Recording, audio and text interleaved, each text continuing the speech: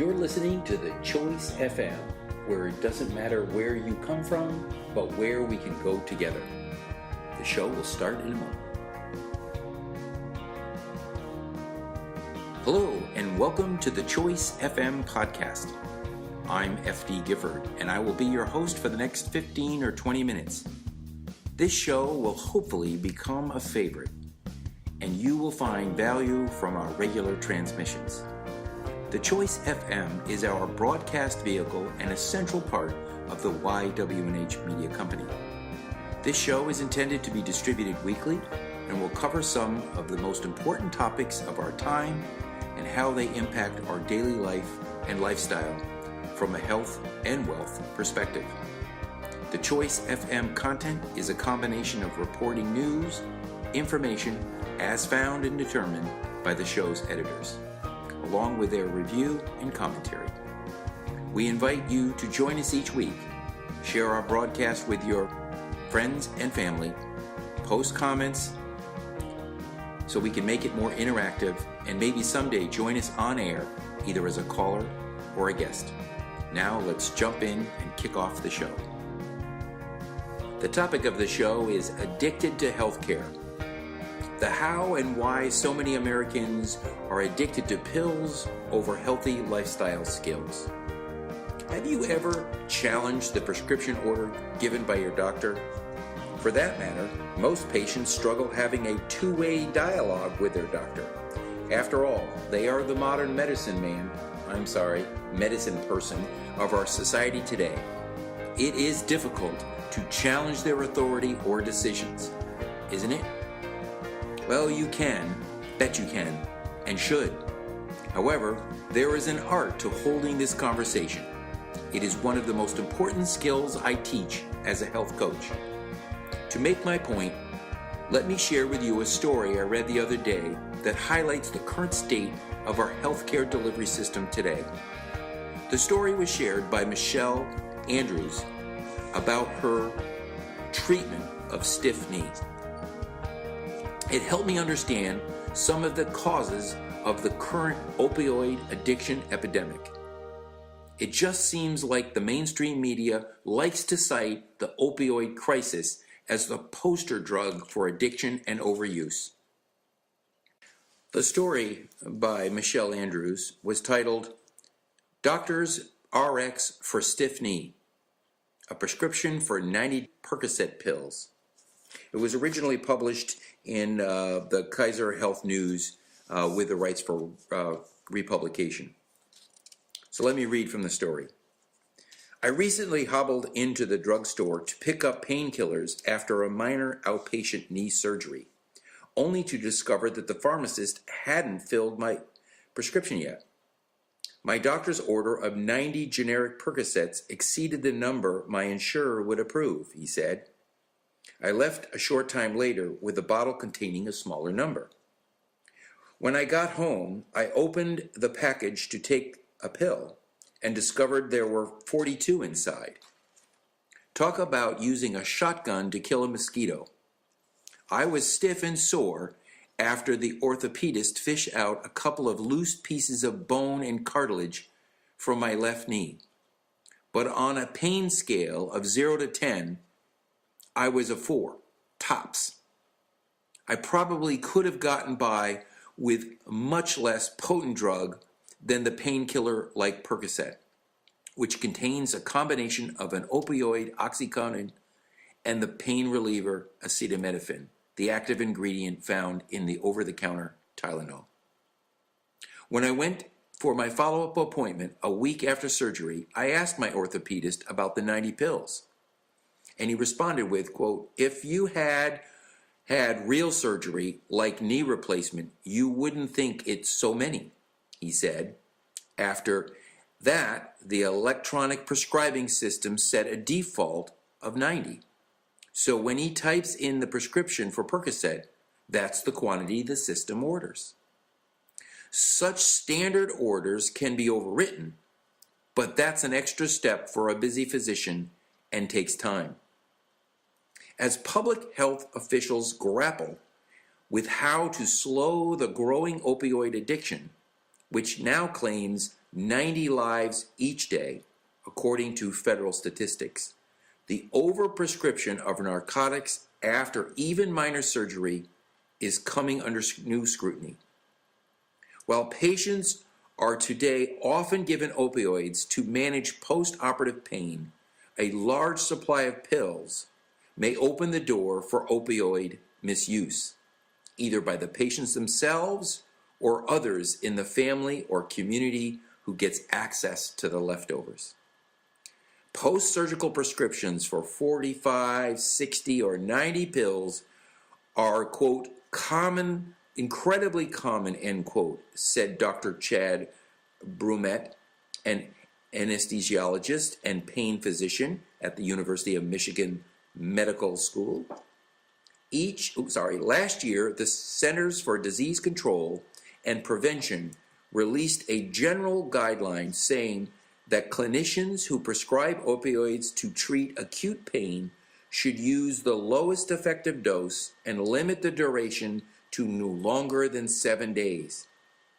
But more detailed guidance is necessary, clinicians say. Quote, there really aren't clear guidelines, especially for surgery and dentistry, Dr. Brumet said. Quote, it often, based on what their chief resident taught them along the way, or an event in their career that made them prescribe a certain amount, end quote. Or, in my case, an automated program that makes prescribing pills simpler than prescribing fewer. Brumet is co-director of the Michigan program that has released recommendations for post-surgical opioid prescribing for a growing list of procedures.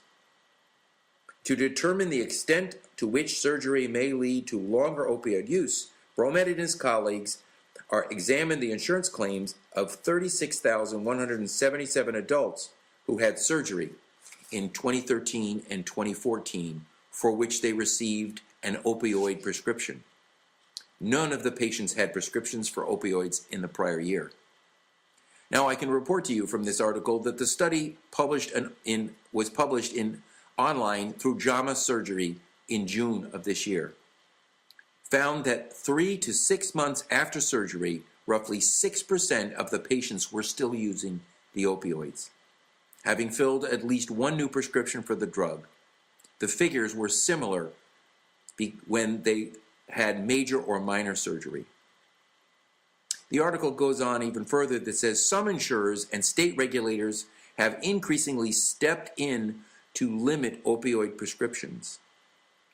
Insurers routinely monitor doctors' prescribing patterns and limit the quantity of pills for dosage of opioid prescriptions, said Danica Pawlaniker, an assistant research professor at Georgetown.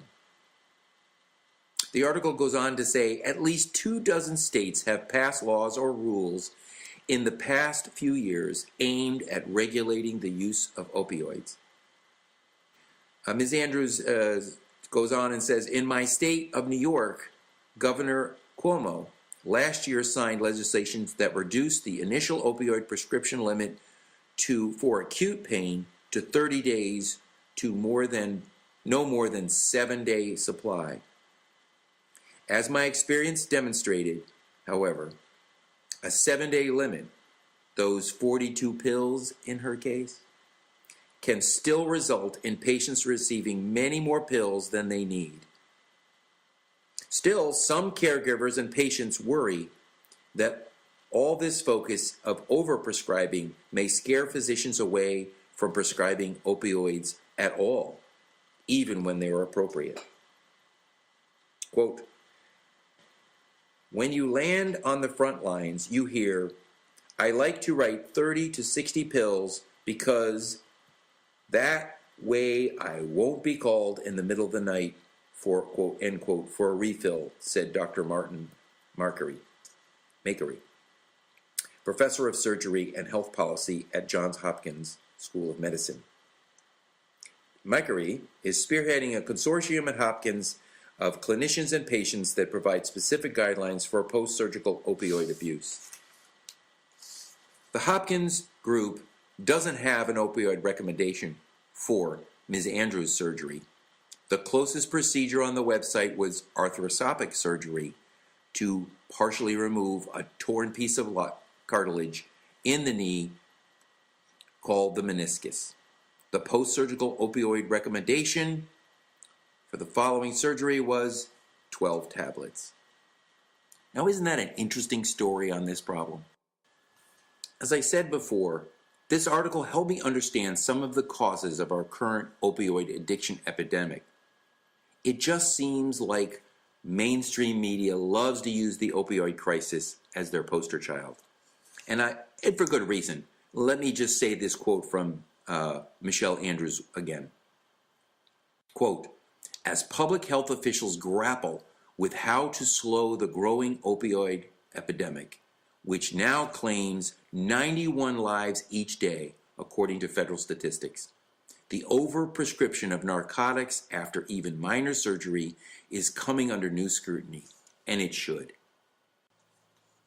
Sadly, it may be just one of many overly prescribed medications. I believe Americans are addicted to healthcare treatment, which is much more troubling than just the opioid crisis. This is why I titled this episode Addicted to Healthcare.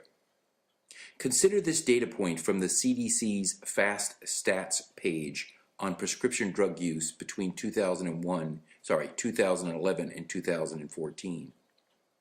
The percentage of persons using at least one prescription drug in the past 30 days was 48.9%. The percentage of persons using 3 or more prescription drugs in the past 30 days was 23.1%. And the percentage of persons using 5 or more prescriptions in the past 30 days was almost 12% at 11.9%.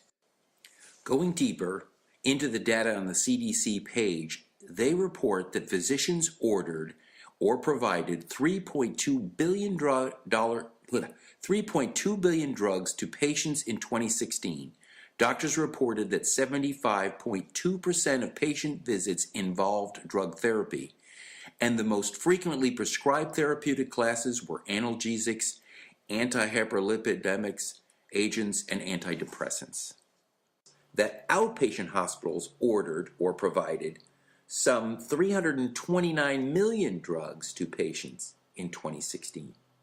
They also reported that 72.5% of patient visits involved drug therapy, where the most frequently prescribed therapeutic drug classes during outpatient care were again analgesics, but also here anti-diabetic agents, and again anti-hyperlipidemic agents. And finally, the CDC reports that ER hospitals ordered or provided some 316 million drugs to patients in 2016. They also reported that 79.6% of patient visits involved drug therapy, where the most frequently prescribed therapeutic drug classes during this ER care was again analgesics, anti-emetic, and anti-vertigo agents or minerals and electrolytes.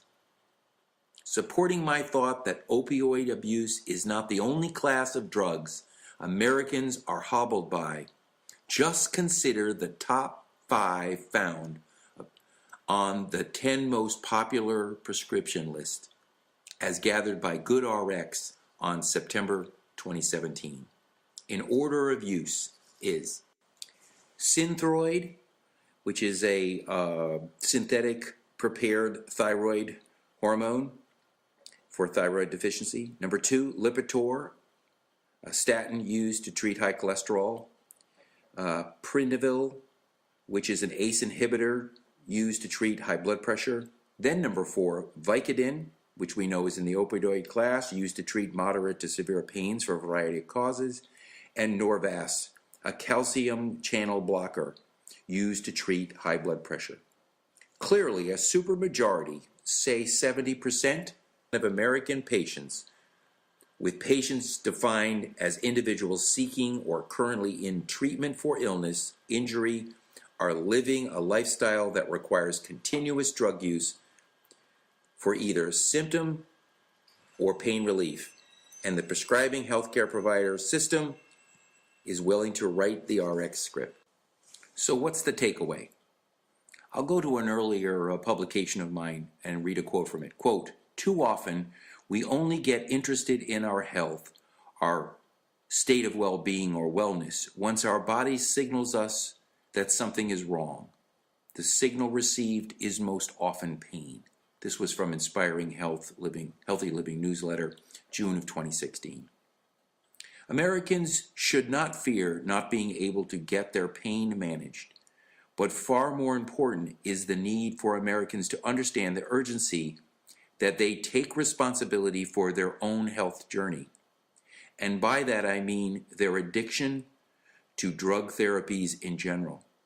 Based on the data I have shown, opioids are not the most common drug addiction class. Opioids appear to fall behind other treatments like synthetic hormones, statins, that anti-hyperlipidemic agent, or ACE inhibitors, antidepressants, analgesics, and anti-diabetic agents. I call this learning healthy lifestyle skills that will reduce your dependency on pills.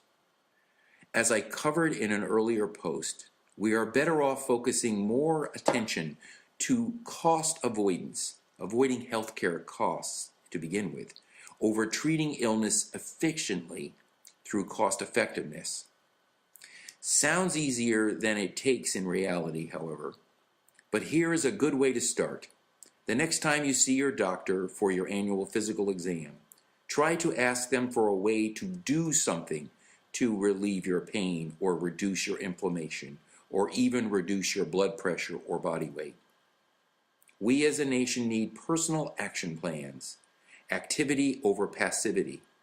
Your health is not something that you can outsource to your doctor, who dumps it off to a program to prescribe a drug to lower your symptoms.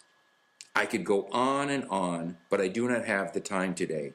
It is central to my mission as a certified health and wellness coach. One thing I can say with some degree of certainty: the government, even backed by some of the largest companies in the world, will not find and provide you with a cure-all pill.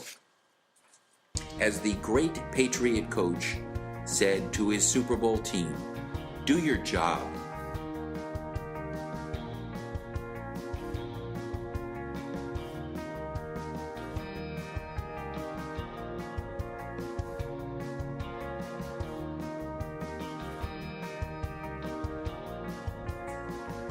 Okay, that's a wrap. I hope you got some value from the show and will visit my website at ywnhmedia.com or my soon-to-be-launched thechoicefm.net site. Goodbye.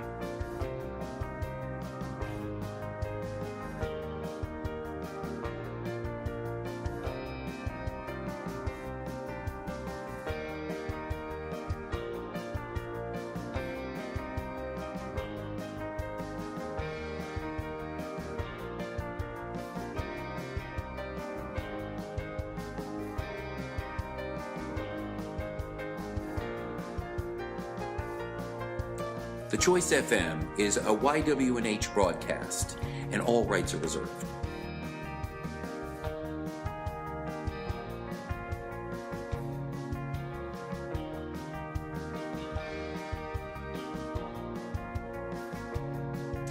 Broadcasting from my studio in the beautiful Carolina coast.